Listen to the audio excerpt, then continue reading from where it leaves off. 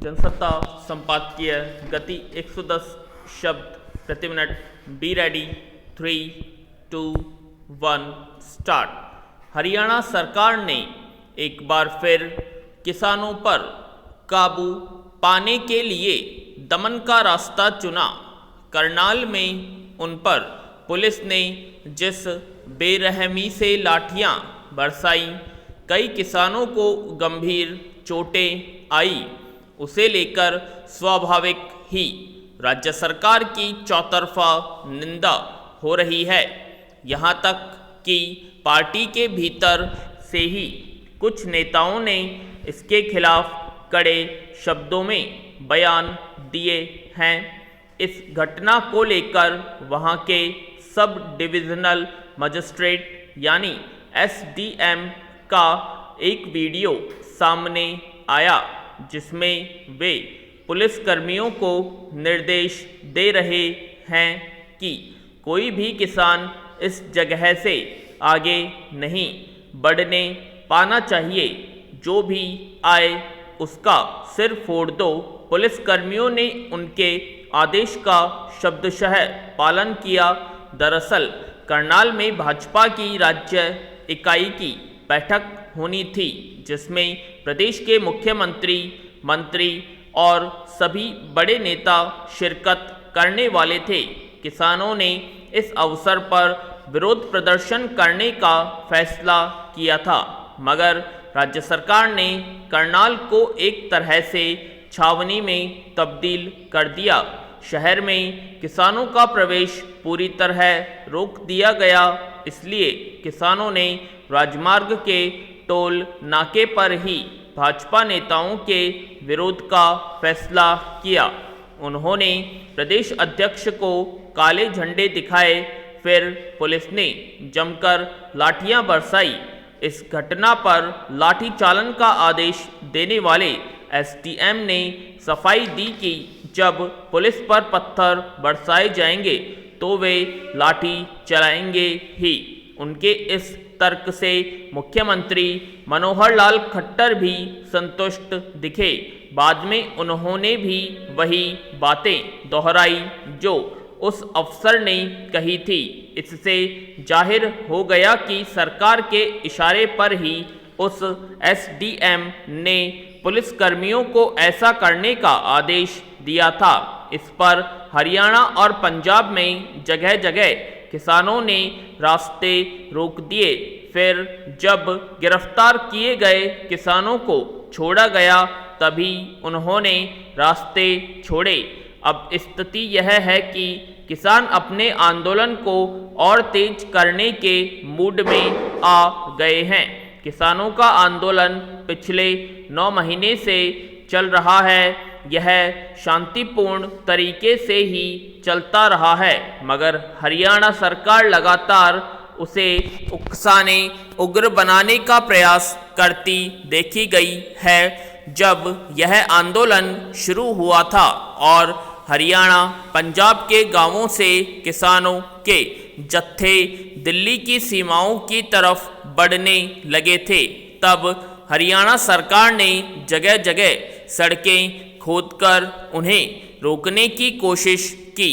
फिर प्रदेश में जहां जहां किसानों ने सरकार के कार्यक्रमों, उनके मंत्रियों, नेताओं आदि का घेराव करके विरोध प्रदर्शन करने, उन पर दबाव बनाने का प्रयास किया, वहां भी उन्हें बल प्रयोग से रोकने की कोशिश की गई। हालांकि अब राज्य के उप मुख्यमंत्री ने कहा है कि लाठी चालन का आदेश देने वाले अफसर के खिलाफ कार्रवाई की जाएगी, मगर उसकी प्रकृति क्या होगी देखने की बात है, क्योंकि आमतौर पर सरकारें अपनी हुक्म उदूली करने वाले अफसरों के प्रति नरमदिल ही दिखती हैं। किसानों की मांगों का हल बातचीत के जरिए ही निकल सकता है, मगर सरकारें अपना अड़ियल रवैया छोड़ने के लिए तैयार नहीं। उस पर खट्टर सरकार बल प्रयोग करके उन्हें और उकसाने का काम करती देखी जाती हैं। केंद्र सरकार भी ऐसी घटनाओं पर मूक दर्शक ही बनी रहती है।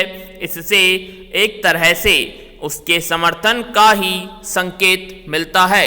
ऐसे में किसान आंदोलन के समाप्त होने की कोई सूरत बनती नजर नहीं आ रही। शायद सरकारें समझ नहीं पा रही हैं कि दमन के सहारे इस आंदोलन को खत्म नहीं कराया जा सकता। इस तरह उन्हें उकसाने के लिए नुकसानदेह ही साबित होगा। पैरा असम और मिजोरम के बीच एक बार फिर तनाव की स्थिति पैदा हो गई है। करीब महीना भर पहले यहाँ दोनों राज्यों के लोगों के बीच हिंसक झड़प हुई थी, जिसमें 5 पुलिसकर्मियों सहित कुल 6 लोग मारे गए और 45 घायल हो गए थे। उसे लेकर दोनों राज्यों के मुख्यमंत्रियों के बीच ट्विटर पर जुबानी जंग भी हुई थी। मिजोरम ने असम के मुख्यमंत्री हेमंत बिस्वा शर्मा के खिलाफ प्राथमिकी भी दर्ज करा दी थी। तब गृह मंत्री अमित शाह के हस्तक्षेप से दोनों मुख्यमंत्रियों के बीच सुलह हो पाई थी, मगर फिर से एक सड़क के निर्माण को लेकर वहां तनाव बढ़ने लगा है।